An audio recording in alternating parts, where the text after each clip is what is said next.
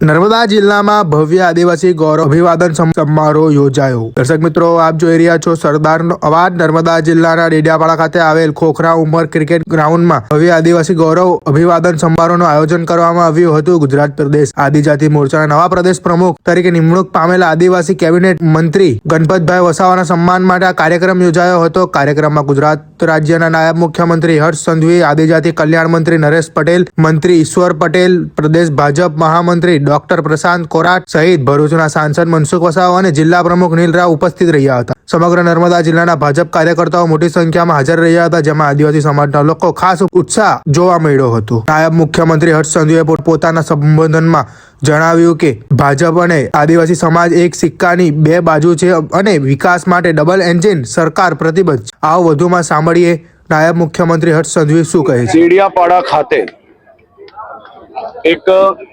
ઐતિહાસિક આદિવાસી ગૌરવ અભિવાદન સમારોહનું આયોજન કરવામાં આવ્યું હતું।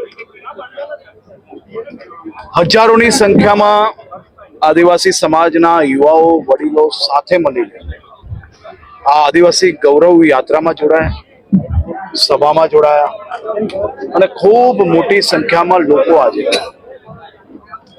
આપના પાપથી છૂટીને ખરેખર આદિવાસી સમાજની સેવા માટે ભારતીય જનતા પાર્ટીમાં જોડાયા છે। ખૂબ મોટી સંખ્યામાં લોકો કોંગ્રેસ છોડીને બી આજે ભારતીય જનતા પાર્ટીમાં જોડાયા છે। આ સૌ યુવાનો જે સમાજ માટે કાર્ય કરવા માંગે છે, સમાજ માટેની સેવા કરવા માંગે છે, સમાજને મુખ્ય ધારામાં વધુ ઝડપથી અને વધુ વિકાસના કાર્યો એમના વિસ્તારની અંદર ઝડપથી નીચે સુધી કઈ રીતે પહોંચી શકે તે માટે કામ કરવામાં આવે છે।